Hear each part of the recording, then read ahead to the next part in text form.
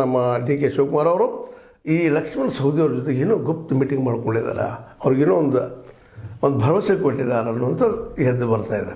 ಇದು ಸಹಿತ ಒಂದು ರೀತಿಯಿಂದ ಸತೀಶ್ ಅವರ ಇತ್ತೀಚಿನ ಡೆವಲಪ್ಮೆಂಟ್ಗೆ ಕಾರಣ ಆದರೂ ಆಗಿರ್ಬೋದು. ಯಾಕಂದ್ರೆ ಜಿಲ್ಲೆಯಲ್ಲಿ ಇನ್ನೊಬ್ಬ ನಾಯಕರನ್ನು ತಮ್ಮ ಎದುರಾಳಿಗಳನ್ನು ಬೆಳೆಸಬೇಕು ಅನ್ನೋ ಪಕ್ಷದಲ್ಲಿ ಅವರಿಲ್ಲ. ಅವರೇನಿದ್ರು ಅವ್ರ ಸಹೋದರರು ಅವರು ಅಷ್ಟೇ ಇರಬೇಕಪ್ಪ, ಜಿಲ್ಲೆಯ ಒಂದು ಎಳೆತ ಸಾಧಿಸ್ಬೇಕು ಅಂತೇಳಿ ಅವ್ರು ಭಾಳಷ್ಟು ಪ್ರಯತ್ನ ಮಾಡ್ಕೊಂಡು ಬಂದರೆ ಆ ದಿಶೆಯಲ್ಲಿ ಅವರು ಯಶಸ್ವಿ ಆಗ್ತಾ ಬಂದಿದ್ದಾರೆ ನಿಧಾನಕ್ಕೆ. ಅದೇ ಸಂದರ್ಭದಲ್ಲಿ ಉಮೇಶ್ ಕತ್ತಿ ಅವರು ಹೊರಗೆ ಹೋಗಿದ್ದೂ ಸಹಿತ ಅವರಿಗೆ ಒಂದು ರೀತಿ ಇನ್ನಷ್ಟು ಬಲ ಬಂದಂಗೆ ಆಗ್ಯದ.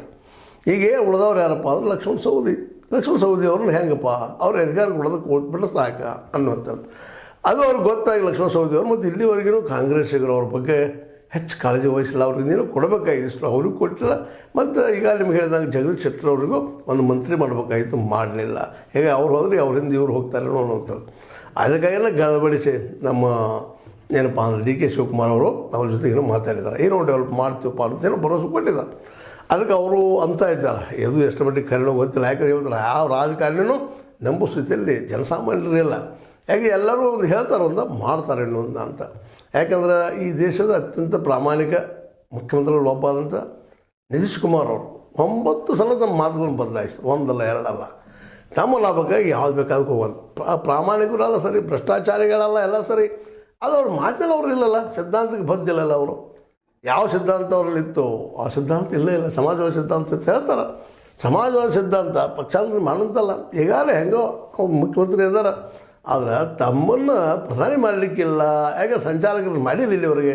ಆ ಸಂಚಾಲಕರನ್ನಾಗಿ ಮಾಡಲಾರದಕ್ಕಾಗಿನ ಕಾಂಗ್ರೆಸ್ ಮೇಲೆ ಮತ್ತು ಯಾವುದು RJD ಮೇಲೆ ಇವ್ರಿಗೆ ಸಿಟ್ಟದಂತೇಳಿ ಒಂದು ಸಾಮಾನ್ಯ ವ್ಯಾಖ್ಯಾನ ಮಾಡ್ತಾ ಇದ್ದಾರೆ.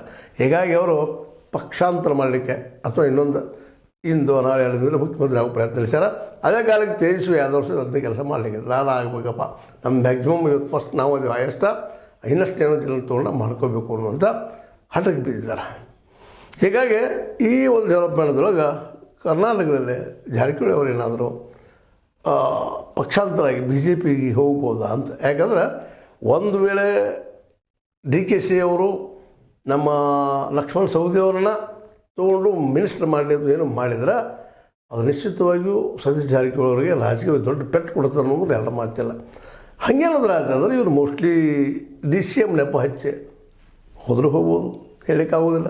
ಒಂದೇ ಹೋದ್ರೆ ಏನಾಗಿಲ್ಲ, ಈ ಬೆಳಗಾವಿ ಜಿಲ್ಲೆಯಲ್ಲಿ 3 ಕ್ಷೇತ್ರಗಳು, ಒಂದು ಅವ್ರು MCOM ಮಾಡಿ, ಎರಡನೇದು ಇಲ್ಲೇ ಏನಪ್ಪ ಅಂದ್ರೆ ನಮ್ಮ ಅರಭಾಮಿ ಮತ್ತು ಗೋಕಾಕ್ 3 ಕ್ಷೇತ್ರಗಳಲ್ಲೇ ಈ ಕಾಂಗ್ರೆಸ್ ವೀಕ್ ಆಗೋದರಲ್ಲಿ ಎರಡು ಮಾತಿಲ್ಲ ಅಂತೇಳಿ ಒಂದು ರಾಜಕೀಯ ವಿಶ್ಲೇಷಕರ ಅಭಿಪ್ರಾಯ.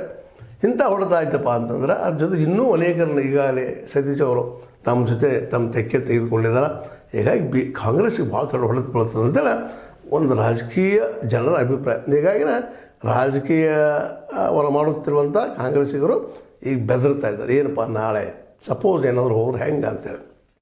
ಹೋಗ್ಬೋದಾ ನೋಡ್ಬೇಕು. ಯಾಕಪ್ಪ ಅಂತಂದ್ರೆ ಈಗ ನಿಮ್ಗೆ ಹೇಳಿದಂಗೆ ಹೌದು, ಇದ್ದಿದ್ರಲ್ಲಿ ಗಟ್ಟಿ ಕಾಳ ಸಿದ್ಧಾಂತ ಪತ್ತಿದ್ದಂಥವ್ರು ಅದರ ಎಲ್ಲ ಸರಿ.